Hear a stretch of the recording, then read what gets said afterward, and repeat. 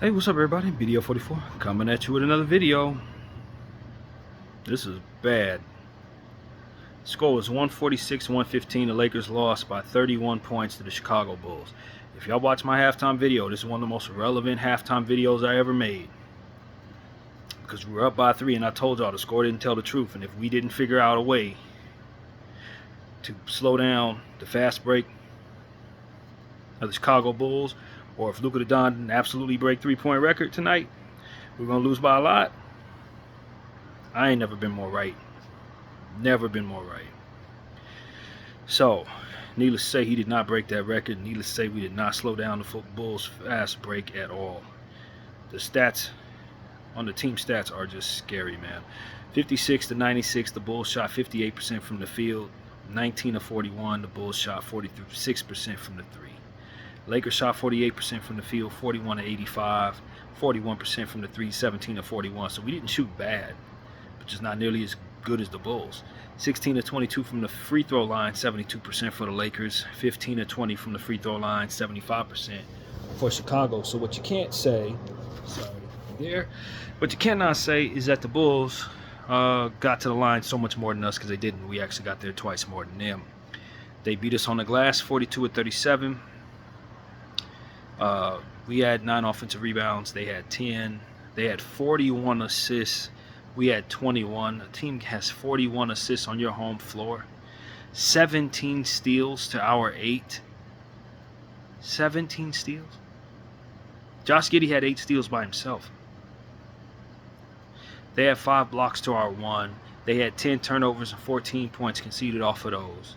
We had 21 turnovers, 27 points conceded off of those. But wait, it gets worse. 30 fast break points for them, 12 for us. 74 points in the paint for them, 42 for us. They were up by as much as 34 in this basketball game, and of course ended up winning by 31. We had a 4-point lead at one point. This right here was the worst loss of the season. I know we had that stretch where we lost to Miami. Was one of the worst losses we had. We've had some other losses that were massive. This was a new low. We scraped the bottom. We scraped the bottom of the barrel with this one. This is worse than any loss we had this season with D'Angelo Russell and Anthony Davis. It just was, man. You got a Chicago Bulls team that's only won 30 games on the season coming into your building. You got everybody back from injury, although that does sometimes equal issues when people are rusty. But you got your whole damn team out there. And you got smoked by a bunch of kids. No Lonzo at all. And you managed to give up 146 points. So let's get into the winner's stats. Modest Buzelis decided to be who he's going to be 7 years from now. This is the type of thing that I didn't want to see. A rookie lottery pick decide to come into our building and have the best game of his life. He ain't played good pretty much the whole damn 5 games that we did homework on this morning. He wasn't doing much. He had one game where he played pretty well, but other than that, he hadn't done nothing. 12 of 18 from the field tonight. 5 of 10 from the 3 tonight. 31 points. 1 steal, 1 assist, 2 boards, and a plus 26 there, man. I just like... And it get worse from there. Vucevic, 5 of 10 from the field, 2 of 3 from behind the arc, 12 points, 12 rebounds, 5 assists, 2 steals, and a block for him on a plus 19. Kobe White kicked our tail, 12 of 17 from the field, 6 of 9 from 3 for him. 36 points, 2 steals, 2 assists, and 3 boards there. Kevin Huerter, 6 of 12 from the field, 0 of 4 from 3, 14 points, a steal, a block, 2 assists, and 3 rebounds. I'm going to save the best for last. I'm just going to jump right over Giddey. Zach Collins, 9 points, 1 block, 1 steal, 4 assists, 3 rebounds, 4 of 4 from the field in 18 minutes of play. Pat Will, 5 of 8 from the field, 4 of 7 from behind the arc. He's really starting to play better now. Pat Will, 14 points, 1 block, 3 assists, and 3 boards. Dylan Terry, or Dylon Terry. I always call him Dylon, but I don't think I'm saying it right. Dalen, maybe? I've never heard it said, so I'm not really sure. 13 points, 2 steals, 4 assists, 4 rebounds, 6 of 12 from the field, 1 of 4 from behind the arc. Phillips had 7 minutes of play, got a rebound, actually 1 assist actually. Javon Carter came in for a second, had a bucket, got a rebound. 2 points, 1 block, 1 rebound there. But the guy who's going to get the game ball tonight, the winner of the night, Josh Giddey, he almost had a quadruple-double, man. He almost had a quadruple-double. 15 points, 17 assists, 10 rebounds, 3 of them offensive rebounds, and of course, as we already mentioned, 8 steals, plus 22, 5 of 11 from the field, 1 or 2 from behind the arc, 4 or 6 from the free throw line. This is why I often mention Josh Giddey when I talked about who I wanted on our team as it pertains to somebody who can make the continuity of our roster being better, can assist like crazy, a connective piece. Very underrated in this league. And although he don't always play like this, when he does tend to see the Lakers, he tends to rebound well. That's one thing for certain. Historically, he always out-rebounds us. So I wasn't surprised to see him get 10 boards, 3 offensive tonight. But 17 assists, that's his functionality. 8 steals, that's ridiculous. So clearly he gets the game ball. But they had guys having career nights. I mean, him and Buzelis going for career nights at the same time. Kobe White just being Kobe White. That's crazy. Pat Will shooting well. That's what happened to your Lakers tonight, man. That 17 steals as a team. Josh Giddey had 8 of them. So let's get into the losers of the night. The Los Angeles Lakers, who decided to bring everybody back, but those people didn't actually show up. Dorian Finney-Smith, 2 points, 1 steal, 1 block, 1 assist, and 2 boards. 1 of 4 from the field, 0 of 3 from behind the arc. I like the defensive stats, but he couldn't stay out of foul trouble tonight, so he couldn't really help his team. LeBron James, 7 of 16 from the field, 1 of 2 from behind the arc, 2 of 5 from free throw, 17 points, 3 steals, 4 assists, 6 rebounds, minus 27. You know, he's coming back from injury. He hasn't played in 2 weeks. Rusty. Not the team to go up against in this situation. 5 turnovers. This is just not the team to go up against in this situation. I think we know that now. But unfortunately, we hadn't seen much of these Chicago Bulls all season long. So we just figured, hey, this is a not-so-good team. We can go out there and just kind of spar against them, probably get a victory.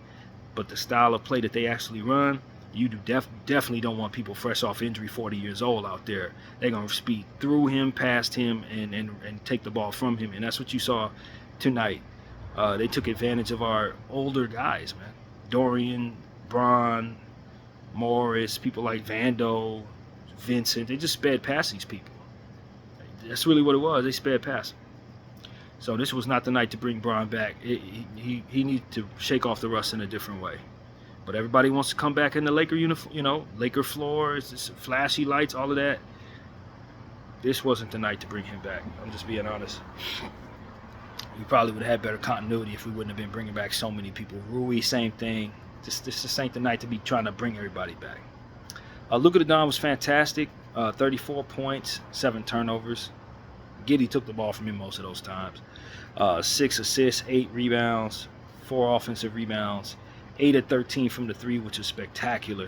Most of those in the first half, as you guys know, 7 of 10 in the first half. He didn't keep shooting in the second half. We needed him to.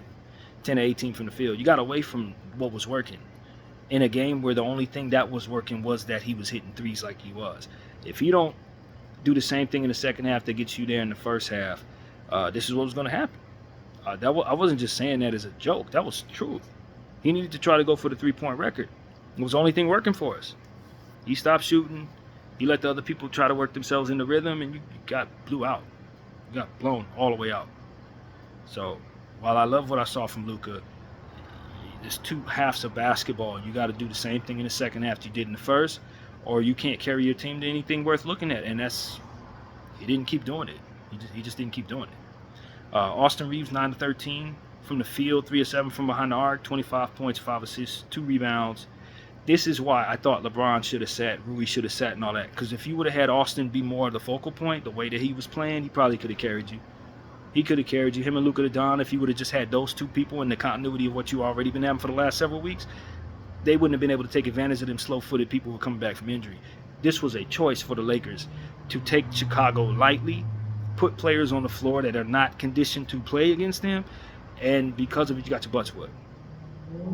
That's what it was. This is not the night to bring back a bunch of old people who are tired and coming back from injury. It's just wrong matchup. So that's really what it was. If we would have been playing the same stuff that we've been playing for the last 2 weeks with Austin and Reeves, just the focal point, simple stuff, give it to them, let them go. The way they were shooting that night, they would have won the game. They would have kept us close. So we decided not to do that, and the weaknesses of everybody was more of what was on display.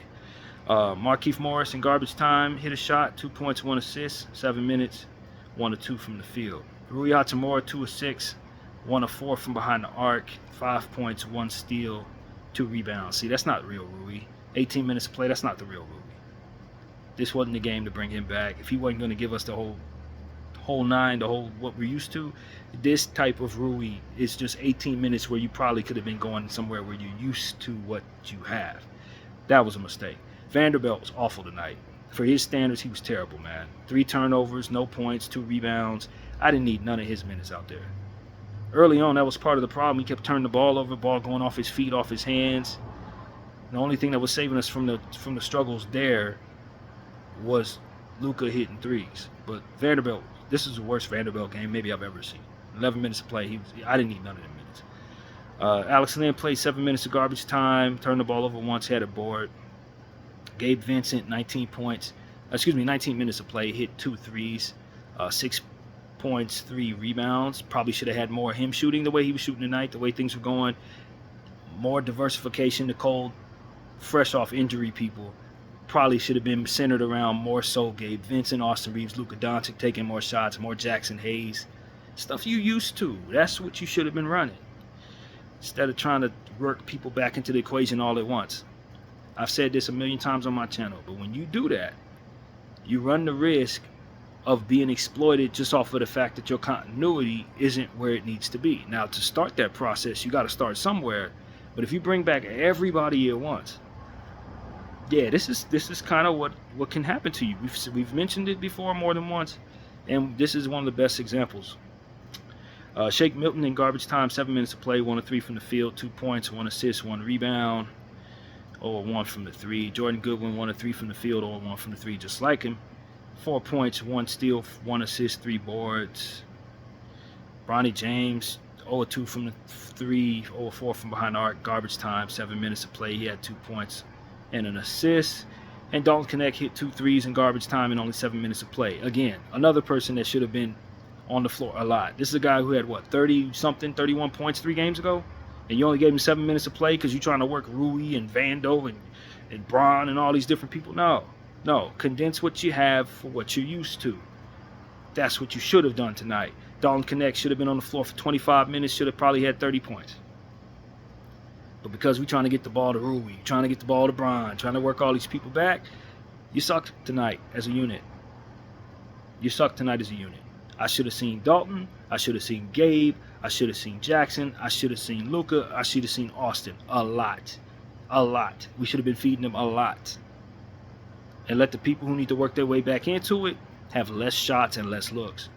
If you would have done that, you would have at least been competent tonight. Your defense would have at least probably been a little more competent tonight. Because Buzella's going for 31, Giddey going for career highs and steals and stuff like that.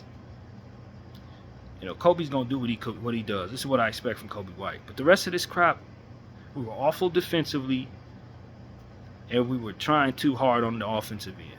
This was the worst loss of the season, and it's just a telltale example of why when you're trying to get people back on the floor from injury, you got to be more graceful in how you incorporate those people into your game. And you absolutely do not take a team who's fighting for seeding in the middle of March lightly, because that is exactly what Chicago was doing. So it was a lot of rookie mistakes made by the coaching staff tonight, and how you incorporate stuff like this back into, how you handle getting guys back on the floor. A lot of mistakes made by JJ tonight. A lot of mistakes. Whole lot. So that's really what it came down to, man. This loss is on a lot of people. It ain't just on JJ, but this is craziness. For us to lose this game in this fashion, there's a lot to be said for not being proud of this basketball team tonight. So Chicago, they have not updated the standings, so I'm not gonna even Actually, they have just now. Very good. Right on time. Chicago Bulls are 31-40. 2-game winning streak. Of course, after kicking our tail, we will see the same team again next week in their building. Hopefully, we'll be a little more equipped to slow them down in the paint and the fast break. But if we're not, this will be a repeat performance. It's not like they're going to lose confidence in their own gym. For them to do this in our building, and we're supposed to be one of the best, home teams in the league. We lost 2 home games in a row, one without everybody getting blown out by a team from the Midwest, bringing everybody back and getting blown out by a different team in the Midwest.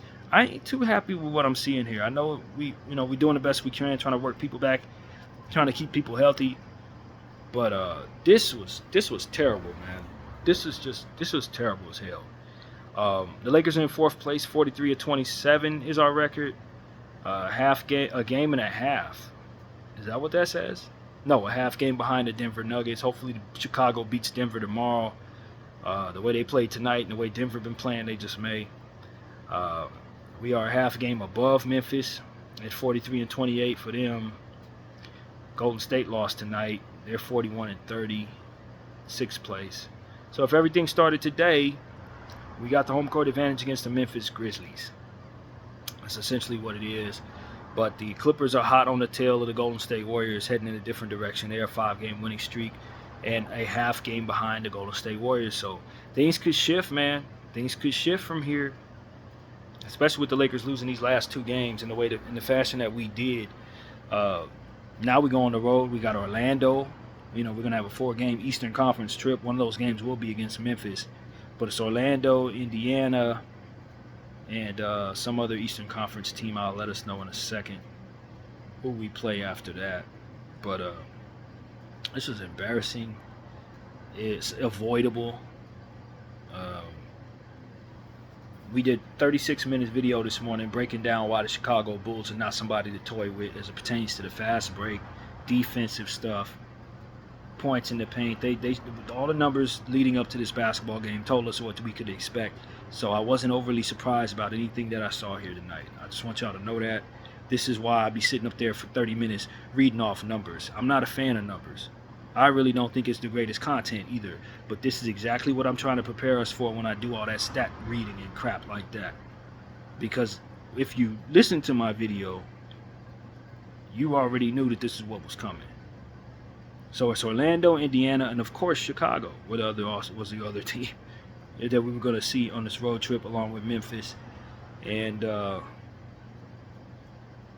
this is what it is, man. 2 home losses in a row for a team that had only lost 3 home games before that. That's not cool. That's not cool. To Eastern Conference teams that we probably expect to beat if we had our act together. We've lost. What is this? 6 of our last 9 games, something like that. Injuries really hurt us.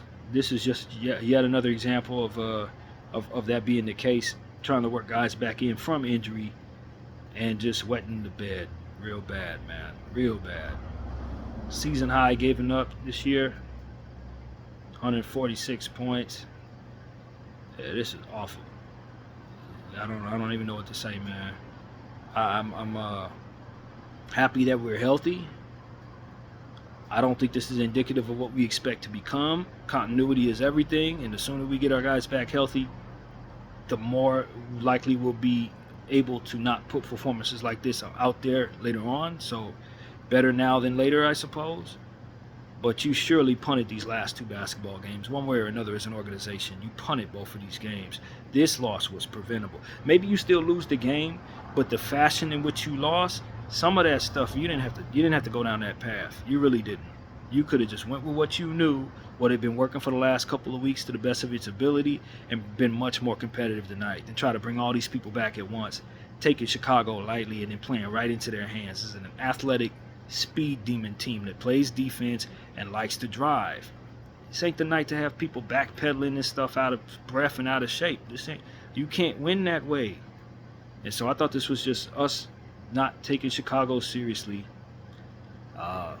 and doing a bunch of stuff that played right into their hands. We really, really embarrassed ourselves tonight, man. BDL 44, I thank you all for watching.